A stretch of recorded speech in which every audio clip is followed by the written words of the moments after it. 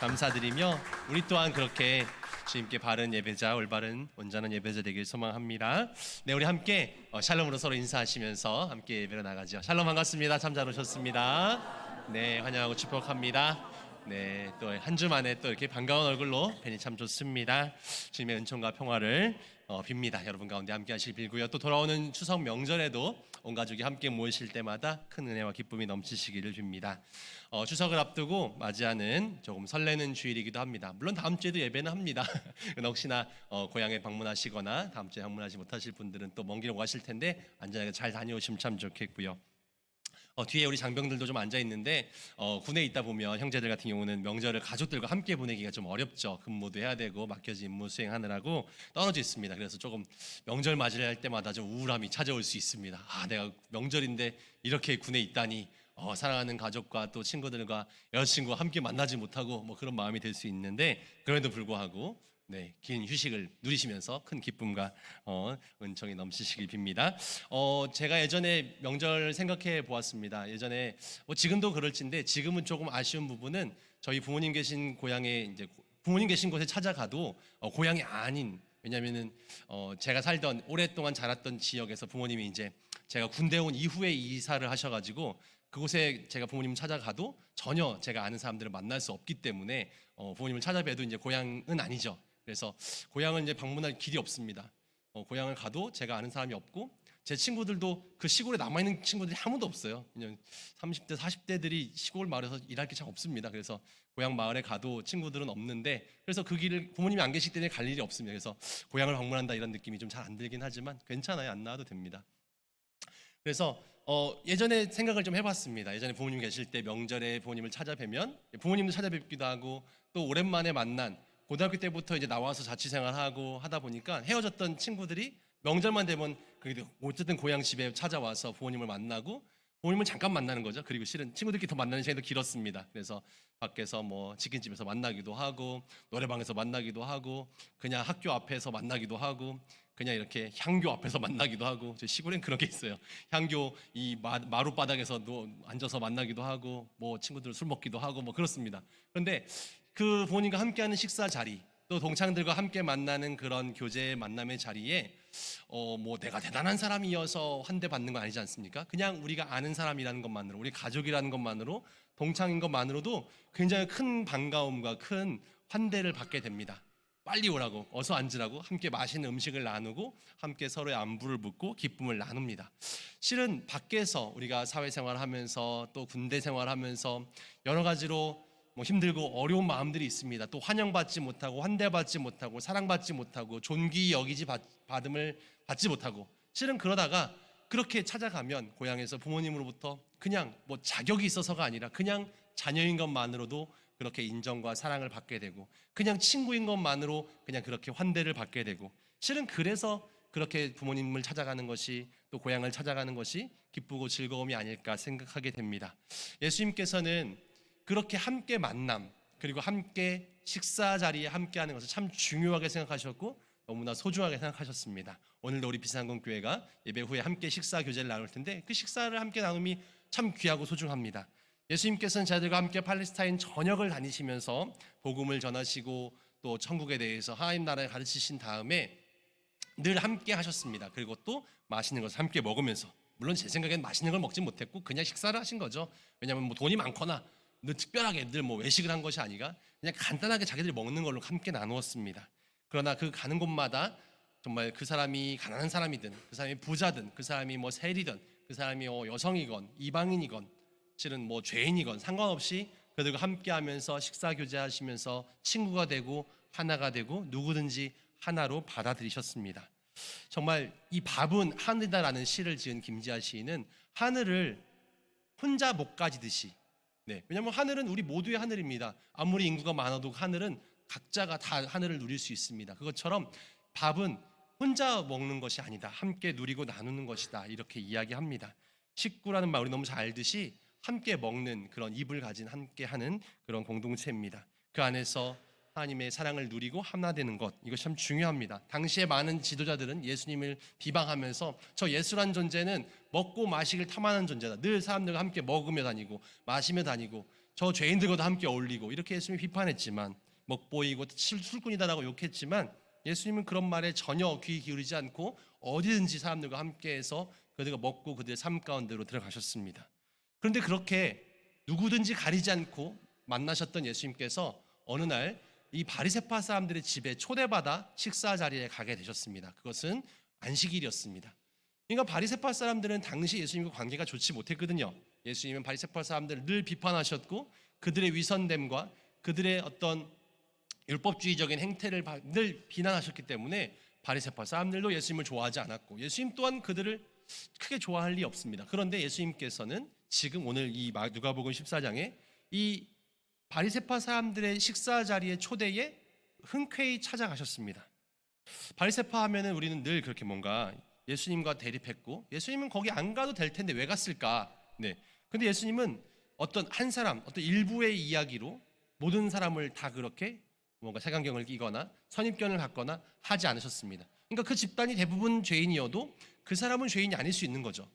그 뭐 예를 들어서 내가 뭐 좀 진보적인 성향을 가졌어도 저 사람은 저 정권이니까 무조건 싫어가 아니라 그 당이어도 내가 좀 지지하지 않아도 그 사람은 좋을 수 있잖아요. 그러니까 실은 우리가 다 저 사람은 기독교인이 아니니까 무조건 나쁠 거야가 아니라 나와 조금 다른 모습이어도 나와 같은 생각을 이렇게 나가는 존재가 아니어도 그 사람 자체를 바라보고 선입견 없이 함께 하는 것, 실은 예수님의 모습이셨습니다. 사람들은 자기와 생각이 다르고 가치관이 다르면 딱지를 붙여놓고 배척하지만 예수님은 그렇게 하지 않고 함께 만나서 그들을 매도하지 않고 초대에 응해서 그들의 마음을 함께 어루만지시고 그 가운데 문제가 있다면 비판도 하시고 혼내시기도 하고 교육도 하셨습니다. 오늘 그런데 이 바리새파 사람들의 초대 가운데 예수님이 찾아가셨는데 바리새파 사람은 혼자만 있지 않았고 또 많은 사람들이 함께 그 자리에 있었습니다. 그리고 예수님이 어떻게 하나 쳐다보고 있습니다. 예수님의 바라보고 있는 모습이 굉장히 나쁜 의도를 가지고 쳐다보는 그런 시선이었습니다. 왜냐하면 그 식사 자리에 수종병에 걸린 사람이 찾아왔기 때문에 그렇습니다. 수종병 제가 잘 모르는 병이었는데 찾아보니까 이 독소가 몸 안에 흡수되어 가지고 장기에 흡수돼 가지고 그 장기에 물이 차는 병이래요. 그래서 수종병인데, 그래서 실은 지금처럼 의학이 발달하지 않은 시절이었기 때문에 수종병에 걸리면 실은 거의 다 죽었습니다. 그래서 이 수종병에 걸려서 고통받는 환자가 지금 찾아옵니다.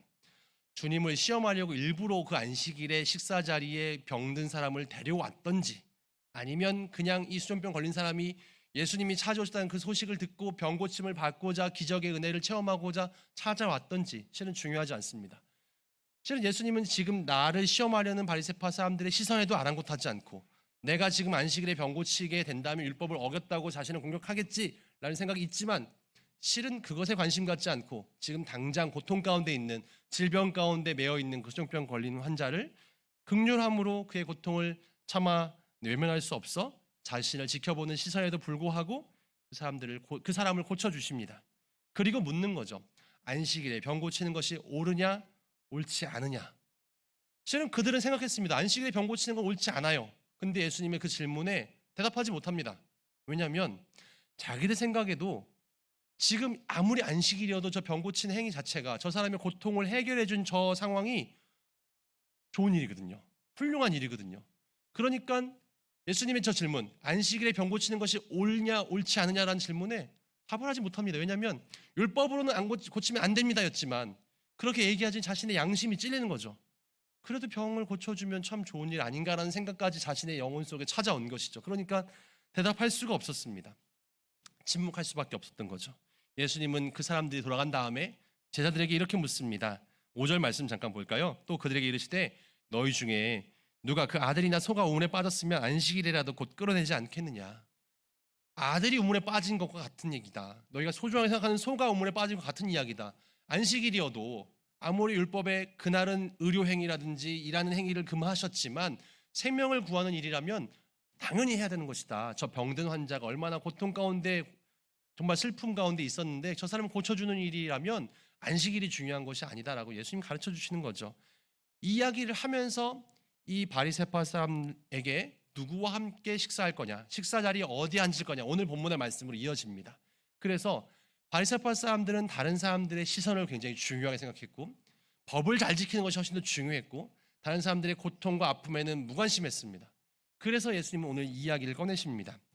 지금 바리새파 사람들의 이야기를 이렇게 모습을 보니 내가 이 이야기를 꼭 하고 싶다 하면서 초청받은 자리, 혼인잔치 자리에 어디에 앉을 것이냐. 바리새파 사람들은 늘 가장 앞자리에, 높은 자리에, 주인공의 옆자리에 앉고자 한다.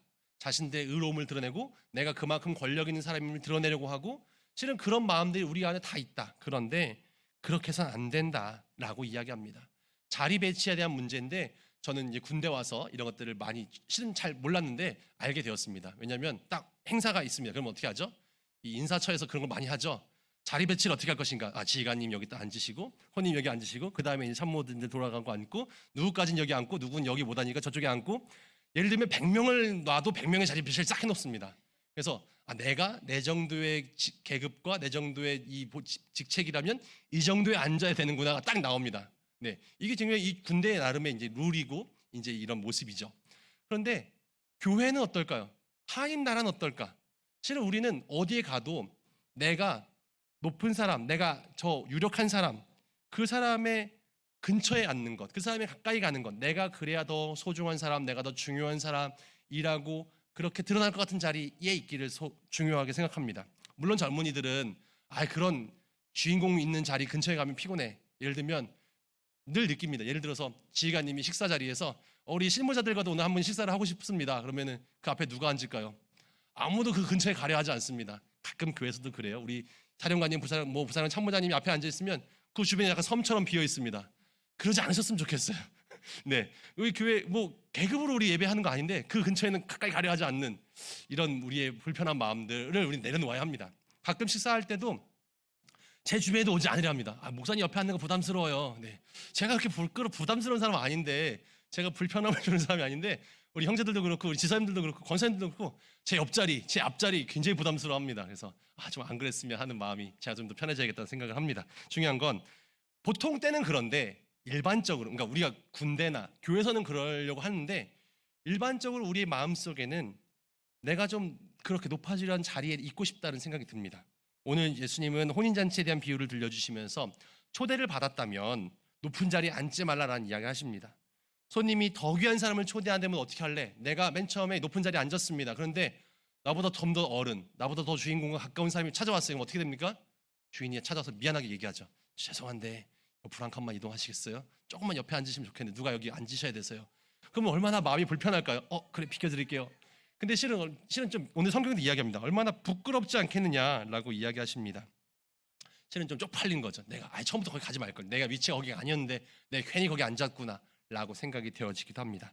처음부터 애초에 낮은 자리에 앉아 있어라. 그러면 네가 중요한 사람이라면 너를 초청해서 높은 자리에 올려주지 않겠느냐라는 거죠. 처음부터 말세하게 가서 앉아 있어도 너가 소중하고 필요한 사람이라면 너를 높은 자리로 초대하지 않겠느냐라는 겁니다. 근데 굳이 윗자리에 앉았다가 아래로 쫓겨나지 말고 아래쪽에 앉아있다가 위로 와라 라는 예수님의 이야기, 무슨 처세처럼 보여지기도 합니다. 그런데 오늘 예수님의 이야기는 처세에 대한 이야기가 아니라 실제로 종말의 때에 구원의 잔치가 벌어졌을 때 일어날 일을 이야기합니다. 오늘 11절 볼까요? 무릇 자기를 높이는 자는 낮아지고 자기를 낮춘 자는 높아지리라. 우리가 하나님 앞에서 스스로를 높이려 할 때 그 사람은 결국 마지막 심판의 때에 구원의 자리에 낮은 데 임하게 될 것이다. 오히려 처음부터 낮추는 자가 높아지게 될 것이다. 스스로 높다고 생각한 사람은 정말로 다른 사람들을 존중하기가 쉽지 않습니다. 그래서 함부로 대하기도 하고 갑질이 나오기도 하는 거죠. 내가 지금 있는 위치와 그 자리가 영원하지 않습니다. 내가 지금 높은 자리에 앉아있다고 해서 내가 이 자리가 영원합니까? 지금은 내가 갑의 위치에 있다 할지라도 어디 가면 또 을의 위치에 있는 거죠. 내가 바뀌지 않아도 우리는 늘 갑과 을의 동시에 경험합니다. 어느 상황에서는 갑의 위치에 있기도 하지만 그 동일한 상황, 비슷한 상황에서 또 을의 위치에 있기도 합니다. 그래서 우리는 늘 스스로를 돌아보아야 하고 상황을 잘 관심 가져야 합니다. 그 자리가, 예를 들면 우리의 직책이, 우리의 계급이, 우리 교회 내의 직분이 그 사람의 품격이나 능력을 나타내지도 않습니다. 목사라고 더 능력이 뛰어나고 목사라고 더 신앙이 좋습니까? 실은 장로님이라고 더 어떤 믿음이 대단합니까? 실은 그렇지 않을 수 있습니다. 그냥 하나님께서 그 역할을 맡기셔서, 또 군대의 직책도 마찬가지입니다. 어쩌다가 운이 좋아서, 저는 그렇게 생각합니다. 더 훌륭한 친구들도 많았는데 더 훌륭한 친구들이 지금 안 되기도 합니다. 어쩌다 운이 좋아서 내게 주어진 그 자리, 근데 그것을 어떤 나의 능력으로 무조건 치환해서 내가 더 능력이 뛰어나, 넌 나보다 능력이 낮아 라고 평가하는 순간, 그런 마음을 품는 순간 우리는 하나님 마음과 멀어집니다. 그런 사람들이 있는 곳은 갈등과 불화가 끊이지 않습니다. 높아지려 하는 마음들을 우리는 자꾸만 끌어내려 하는 것이죠. 우리는 같은 자리에 서는 노력을 연습을 끊임없이 해야 됩니다. 우리가 동료들이 좋은 것은, 동기들이 좋은 것은 함부로 비판하거나 정죄하지 않기 때문에 그렇습니다. 좀 나의 부족함도 너무 잘 품어줄 수 있고 이해해주고 가르치려 하지 않기 때문에 좋아합니다. 통제하려 하지 않기 때문에 좋아하죠. 실은 우리 교회 안에 실은 그렇게 우리가 한 자리에 서는 것, 같은 자리에 서는 것, 그 안에 평화가 이루어지기를 소망합니다. 남에 의해서 낮춰진 부끄러움이 아니라 스스로 낮은 자리를 택해서 정말 그렇게 하나님께 높여주시는 은혜가 있기를 소망합니다. 예수님은 그 얘기를 하신 다음에 이어지는 이야기로 너희가 초대할 때가 있을 것이다 이렇게 이야기합니다. 나는 남을 초대할 때에 뭐 만찬을 베풀거나 점심을 함께 나눌 때 친한 친구나 친척이나 부유한 사람이나 이런 사람들 불러서 밥 먹지 말라라는 이야기합니다. 저는 그래서 그러면 너무한 거 아닌가 생각이 들었어요. 우린 보통 내가 감사한 사람, 좋아하는 사람, 이 사람들과 함께 식사하고 함께 교제하고 이것이 인생의 기쁨 아닙니까? 좋은 일 아니겠어요? 교회에서도 그렇게 함께하는 사람과 함께 나누고. 실은 그런데 예수님은 그렇게 이야기하십니다. 너희가 베풀었을 때 다시 우리에게 베풀 수 있는 사람, 실은 너가 그 사람의 은혜를 베푼 것이 다시 회복되어진다면 그 은혜는 사라져버린다. 그러니까 우리는 보통 기브 앤 테이크죠. 내가 줬는데 다시 받았다. 그럼 내가 준 것에 대한 은혜가 사라지는 것 아니겠습니까? 그런 거 말고 너가 줬을 때 못 받을 만한 사람에게 줘라. 너가 기부했는데 테이크가 안 될 만한 사람에게 은혜를 베풀고 식사를 대접하고 초대해서 영접해라. 그러면 그들이 너희 갚지 못할 텐데 그러면 너희의 그 은혜가, 너희의 그 수고가, 너희의 그 헌신이 하늘에 쌓일 것이다라는 이야기를 합니다. 과연 우리는 어떨까? 나는 누구에게 사랑을 베풀고 누구에게 선을 베풀고 누구에게 내 마음을 쏟고 있으며 누구를 초대합니까? 높은 사람, 나에게 은혜를 베풀 만한 사람, 나의 인생을 이끌어줄 만한 어떤 그런 유력한 사람이 아니라 도와줘도 어차피 내게 큰 은혜가 안 될 것 같은 사람, 실은 빛도 드러나지 않을 것 같은 사람, 실은 그런 이들을 섬기는 일이었으면 좋겠습니다. 저는 군인교회가 우리 형제들 섬기는 일에 더 앞장섰으면 좋겠어요. 형제들 18개월 군생활하고 나면 이 교회를 잊어버릴 수도 있습니다. 실은 다시 한번 비승교회 와서 뭐 은혜를 갚지 않을 수 있어요. 실은 그렇지 못합니다. 안 해도 좋아요. 그래도 그 일을 하는 것이 우리의 기쁨이고 하나님께서 우리에 맡겨진 사명입니다. 받을 거 생각하지 말고 베풀고 나누라는 겁니다. 그것이 하나님께서 우리에게 허락하신 우리가 해야 될 초대이며 우리가 해야 될 섬김이고 우리가 해야 될 그런 사랑이라는 거죠. 주님의 식탁은 모두를 환대하는 자리입니다. 오늘 우리 함께 성만찬도 함께 할 것이고요, 실제로 만찬 우리 식사도 함께 할 겁니다. 근데 물론 우리 교회 안에 교회 식구들과만 함께 합니다. 오늘은. 그런데 우리의 식탁은, 우리의 나눔은 모두를 환대하는 자리가 되어야 할 것입니다. 믿지 않는 자들도, 실은 신앙이 없는 자들도 실은 그의 자리를 인정해주고 그 사람들에게 자리를 주는 것, 실은 그렇게 되길 소망합니다. 오늘 성경 이야기하는 것처럼 약자들을 위해서도 사도 바울은 로마서 12장 15절에 이렇게 말씀합니다. 즐거워하는 자들과 함께 즐거워하고 우는 자들과 함께 울라. 서로 마음을 같이하여 높은 데 마음을 두지 말고 도리어 낮은 데 처하며 스스로 지혜 있는 채 하지 말라. 우리가 더 높은 데 있고 내가 지혜 있는 자가 아니라 내가 베풀 만한 사람이어서 베푸는 게 아니라 같은 자리에 있지만 우리가 주님의 사랑을 먼저 깨달은 자에게 그렇게 나눕니다. 그렇게 섬깁니다. 마음을 열고 주님의 마음을 그렇게 내 안에 채워갈 때 내가 매번 그렇게 할 수 없지만 그렇게 한 번, 두 번 실천하다 보면 주님의 마음과 비슷해지고 가까워질 겁니다. 그래서 세상은 참 적대감이 넘치고 세상은 자신에게 이익되는 곳에만 사랑을 주지만 우리는 그 적대감을 넘어서 환대의 공간을 열어가고 대가를 바라지 않고 누구와도 이웃이 되고 그래서 그리스도의 잔치에 모두를 초대할 수 있는 넉넉한 그런 교회가 되었으면 좋겠고 우리의 마음이 되었으면 좋겠습니다. 추석을 맞이하면서 우리가 만나는 소중한 친척들과 이웃들 간에도 그런 마음으로 화내지 않고 넉넉한 마음으로 모두를 대하고 고갈되지 않는 주님의 사랑과 은혜를 우리 속에서 흘러 넘쳐서 그들을 정말 사랑으로 적실 수 있는 우리 모두가 되기를 주님의 이름으로 축원드립니다. 기도하겠습니다. 주 하나님 참 감사합니다. 오늘도 우리를 주님 전으로 불러주시며 주님을 찬양하고 기도하고